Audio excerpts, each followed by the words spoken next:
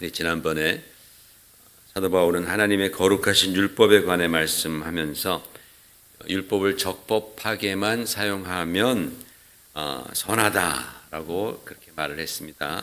그 적법함이라는 것이 이 율법을 통해서 하나님의 거룩하심을 먼저 배우는 것이고, 두 번째로는 우리가 얼마나 죄인인지를 깨닫는 것, 그리고 그렇게 깨달을 때 우리는 복음으로 나아오는 것이죠. 예수 그리스도께로 나오는 것입니다. 왜냐하면 율법은 그림자요, 그 실체는 예수 그리스도이시기 때문입니다.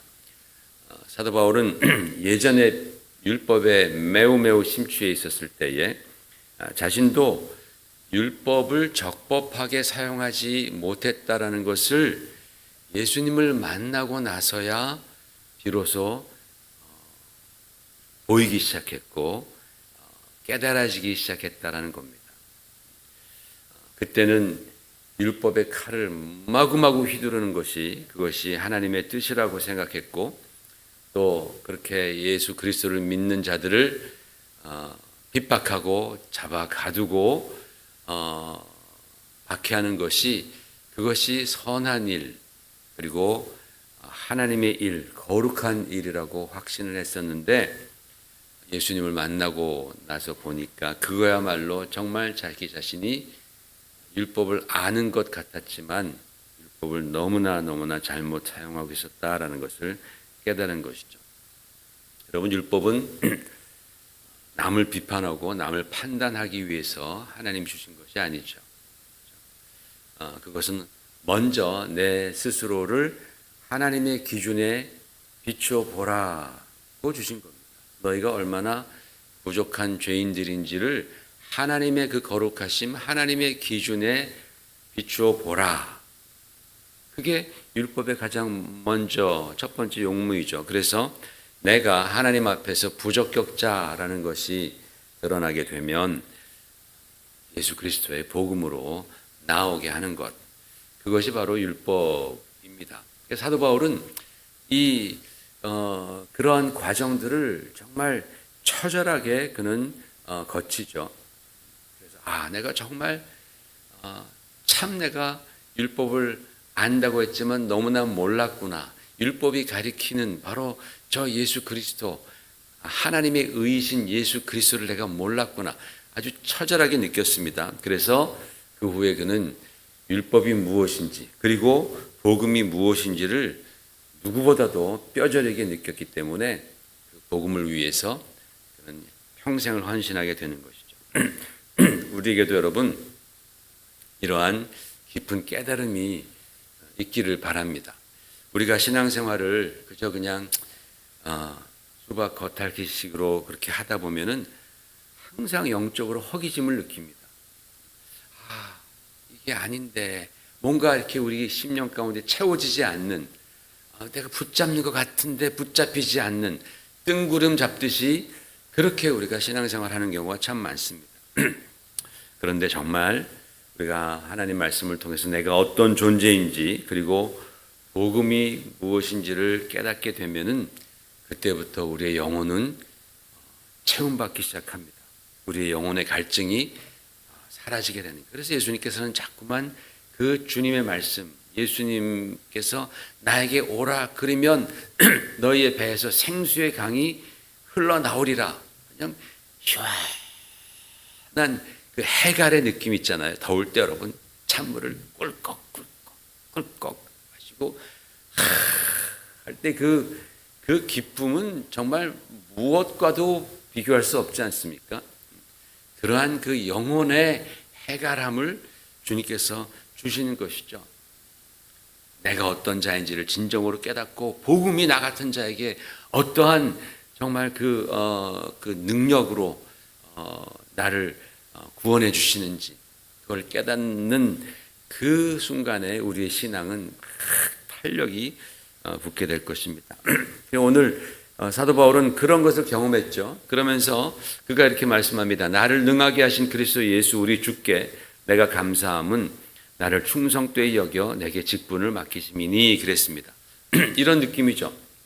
주님, 정말 내가 얼마나 악한 존재였는데 나 같은 인간을 충성스럽게 여겨주시고 또 이 귀하고 귀한 직분을 주신 우리 주님만 생각해도 어찌할 바를 모르겠습니다. 내 평생 주님 앞에 그저 감사밖에는 드릴 것이 없습니다. 라는 그런 느낌을 우리가 받게 됩니다. 왜냐하면 사도 바울은 자신의 과거에 대해서 자기 자신이 과거에 어떠한 사람이었는지를 정확하게 진단하는 거예요. 예수님 만나기 전에는 그는 진짜 잘 나가는 사람이었죠. 어디 가도 부끄러움이 없는, 어디에 내놔도 나만 같아봐라. 이들 다 나 정도만 돼봐라. 그러면 하나님이 축복해 주시지. 뭐 이렇게 생각하는 사람이었었습니다. 그런데 예수님 믿고 나서 자기 자신을 딱 진단해 보니까 자기는 비방자였고 박해자였고 폭행자였다라는 말을 합니다. 내가 전에는 비방자요 박해자요 폭행자였다. 비방자요 박해자요 폭행자였다. 그의 인생이 가면 갈수록 점점 더 구제불능의 죄인으로 그렇게 나락으로 떨어져 가는 것이 보이지 않습니까? 점점 더 심각한 죄인이 되지 않습니까? 그리고 15절에서는 마침내 그가 뭐라고 고백합니까? 나는 죄인 중에 내가 뭐예요? 괴수다라고 말을 합니다. 괴수다. 여기서 괴수라는 말은 헬라어로 프로토스라고 말을 하는데 첫 번째란 뜻입니다. foremost, 가장 최고다. 내가 죄인 중에 내가 가장 최고다. 내가 가장 죄인 중에 리더격이다. 여기서 chief라고 말을 하잖아요. 영어에서도. 내가 죄인 중에 괴수다. 주님을 만나기 전까지는 남들이 다 죄인 같았고 자기만 의인 같았어요. 또 남들은 하나님을 진짜 잘못 섬기는 것 같았고 자기만 하나님을 가장 잘 섬기는 것 같았고 남들의 기도는 다 그저 별로인 것 같고 내 기도만 대단한 기도 같고 뭐 그렇게 사도 바울은 생각했을 겁니다. 여러분 우리가 신앙생활을 하다 보면은 그런 경우들을 만나게 되죠. 왕왕 자주 만납니다. 자기만 맞는 거죠. 내 믿음만 최고인 것 같고 나만 맞는 것 같죠. 다른 사람이 하는 건 다 뭔가 좀 내 마음에 맞지 않아. 그 기도도 하나님께 드리는 건데 자기한테 드리는 것처럼 마음에 들지가 않고 이게 왜 그래요? 주님을 제대로 만나지 못해서 그런 겁니다. 참 안타깝죠. 사도 바울도 그랬다라는 겁니다. 그러나 주님을 만나고 나니까 이제야 성경 말씀들이 제대로 읽혀지는 거예요. 우리도 그래요. 그렇죠? 사도 바울도 주님 만나고 나니까 구약의 성경들이 제대로 보였던 것처럼 우리도 예수님을 만나게 되면 은혜를 경험하게 되면 우리 하나님 말씀이 제대로 읽혀지기 시작하고 이것이 이게 저 감옥의 집사한테 하는 말씀이 아니라 나한테 주시는 말씀이구나. 이 말씀이 우리 남편 또는 내 아내에게 주시는 말씀이 아니라 바로 나한테 주시는 말씀이구나 라고 그렇게 깨달아지기 시작한다는 거죠. 그래서 내가 하나님 앞에 얼마나 큰 죄인인지 이거를 깨닫게 된 것입니다. 사도 바울이 자신이 스스로 자신에게 적용한 이 세 단어 비방자, 박해자, 폭행자는 당시 사회적으로 매우 심각한 범죄를 죄를 범한 사람들에게 적용하던 그런 공식적인 단어였다라는 거죠. 그래서 비방자라는 것은 뭐겠어요? 블라스피임 하는 사람이다라는 거예요. 신성 모독을 하는 사람이다라는 거예요. 사도 바울이 자기가 신성 모독했습니까? 하나님 하면 절절 매던 사람이었는데 그런 것들이 다 하나님 보시기에 예수님을 만나고 나니까 복음을 깨닫고 나니까 진리를 깨닫고 나니까 그게 다 블라스피임, 신성 모독이었다라는 거예요. 자신을 비방자라고 신성 모독을 일컫던 사람이다라고 그렇게 말을 하는 거죠. 박해자는 뭡니까? 박해자는요 사냥꾼처럼 추적하면서 상대방을 괴롭히던 사람입니다. 막 적극적으로 상대방을 괴롭히던 사람. 사도 바울이 그랬잖아요. 막 적극적으로 다메섹까지 다마스커스까지 그 그리스도인들 잡고 핍박하러 얼마나 적극적이었습니까? 그래서 당시에 정치적인 반대자를 추적하거나 또는 종교적인 소수자를 박해하던 사람을 박해자라고 그렇게 불렀습니다. 마지막으로 폭행자. 이 폭행자라는 헬라어 안에는 오만한 자라는 뜻이 들어가 있습니다. 예전에 고대 문헌에는 이 휘브리테스라는 이 단어가 잔인한 가해자, 폭군을 지칭할 때 쓰였던 그런 단어입니다. 타인을 짓밟는 거죠. 폭력으로 짓밟고 막 오만하잖아요. 사람을 때린다라는 것은 그 사람이 얼마나 오만하다라는 것이 드러나는 거예요. 그죠? 어떤 사람을 폭행한다라는 것, 그 행위 안에 나는 너보다 훨씬 나은 사람이야. 너는 이렇게 맞아도 되는 사람이야. 라는 그런 오만하고 교만한 것이 그 행동에 나타난 거죠. 굉장히 그건 오만하고 악한 것입니다. 그 권력을 사용해서 약자를 짓밟는 자를 폭행자, 휘브리테스라고 그렇게 말을 했습니다. 그러니까 사도 바울은 지금 옛날에 자신이 단순한 그런 가해자, 뭔가 좀 실수로 잘못해서 좀 그렇게 한번 그랬던 사람이 아니라 자기는 굉장히 오만했고 치밀했고 그리고 잔인했던 폭력가였다라는 것을 시인하고 있는 거예요.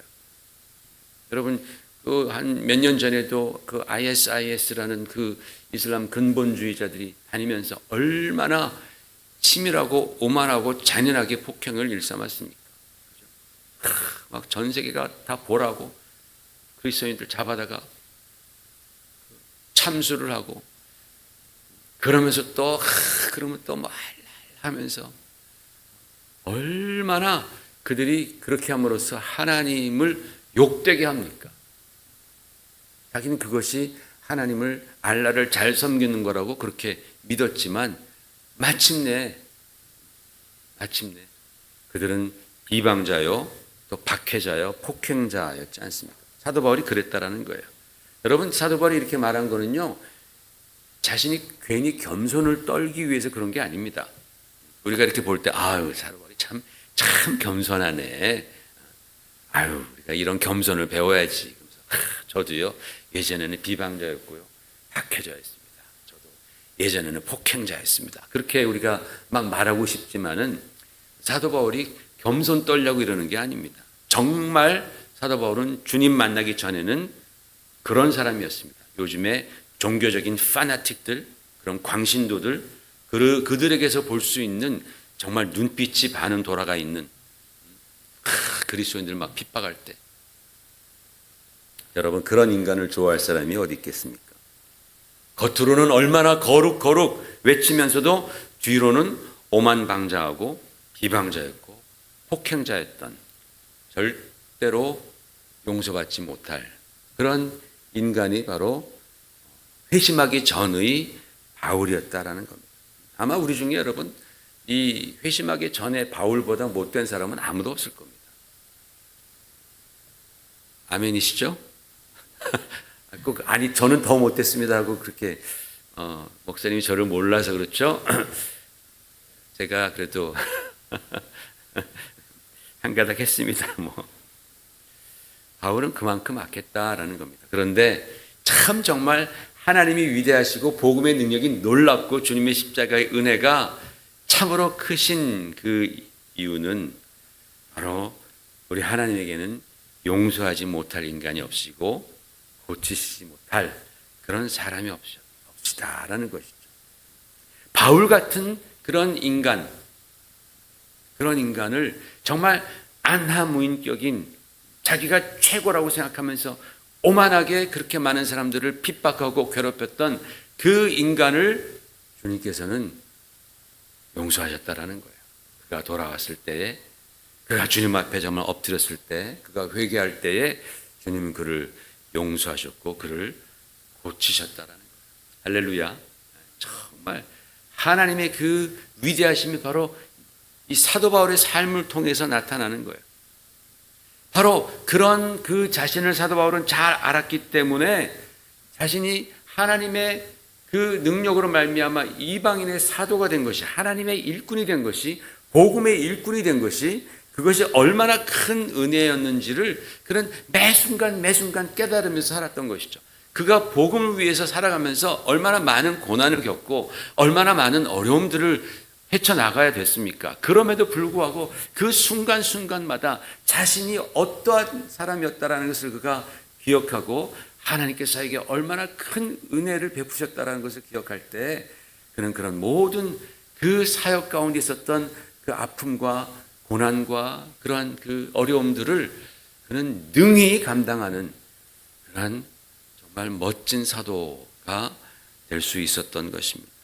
그래서 그는 주님, 내가 특별히 감사한 것은 주께서 나를 충성되이 여기셔서 저에게 이러한 직분을 주셨습니다 라고 그런 기도하는 겁니다.